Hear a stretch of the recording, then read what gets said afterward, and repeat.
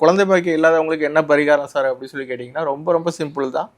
ஆனால் அதை யாரும் ஃபாலோ பண்ணுறது இல்லை, கரெக்டாக பண்ண மாட்டேங்கிறாங்க. கரெக்டாக பண்ணாலும் அந்த அவங்க செஞ்ச பாவ புண்ணியங்களுக்கு ஏற்ற மாதிரி தான் பலன் நடக்குது. ஒரு சில பேருக்கு உடனே கிடைச்சிருது, ஒரு சில பேருக்கு லேட்டாக கிடைக்குது. என்ன பரிகாரம் சார் அப்படின்னு சொல்லி கேட்டிங்கன்னா சஷ்டி விரதம். ஒவ்வொரு மாதம் வரக்கூடிய வளர்பிறை சஷ்டி தேய்பிறை சஷ்டி ரெண்டுத்துக்கும் விரதம் இருங்க. எப்படி விரதம் இருக்கணும் அப்படிங்கிற முறை நானே யூடியூப் சேனலில் பேசி தனியாக வீடியோவே போட்டிருக்கேன். அதையும் எடுத்து பாருங்கள். இல்லை வேறு மற்றவங்க பேசின வீடியோ ரொம்ப நல்லா இருக்குது. யார் பேசினாலும் நல்லா தான் இருக்கும். சஷ்டி விரதம் இருக்கும் முறைன்னு சொல்லி நீங்கள் யூடியூப் சேனலில் போட்டாலே வரும், எடுத்து பாருங்கள். ரொம்ப அருமையாக பேசியிருக்காங்க, எல்லாருமே நல்லா பேசியிருக்காங்க, நானும் பேசியிருக்கேன். அந்த சஷ்டி விரதம் இருக்கிற முறையை தெரிஞ்சுக்கிட்டு கரெக்டாக இருங்க. அதே முருகன் வந்து நீங்கள் விரதம் இருக்கணும், நீங்கள் கஷ்டப்படணும்னு முருகன் ஆசைப்படல.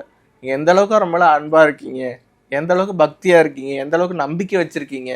மடிப்பிச்சைக்கு எடுக்கிறதுங்கிறது சாதாரண விஷயம் கிடையாது. எல்லாத்தையும் விட்டு கடைசி கட்டத்தில் தான் போய் மடிப்பிச்சை எடுப்பாங்க. அப்படி மடிப்பிச்சை எடுத்து குழந்தை பிறந்தவங்கள நான் பார்த்துருக்கேன். அது கடைசி கட்டம் தான். எடுத்தோன்னே நீங்கள் போய் மடிப்பிச்சை எடுக்கணும்னு அவசியம் இல்லை. எல்லாத்தையும் செஞ்சு பார்த்துட்டோம், கடைசி கட்டங்கும் போது நாங்களும் சஜஸ்ட் பண்ணுவோம், மடிப்பிச்சை எடுத்து பாருங்கள் குழந்தை பிறக்கும் அப்படின்னு சொல்லி நாங்களும் சஜஸ்ட் பண்ணியிருக்கோம். கடைசி கட்டமாக தான் மடிப்பிச்சை எடுக்கணும். எடுத்தோன்னே போய் அந்த மாதிரி செய்யணும் அவசியம் இல்லை.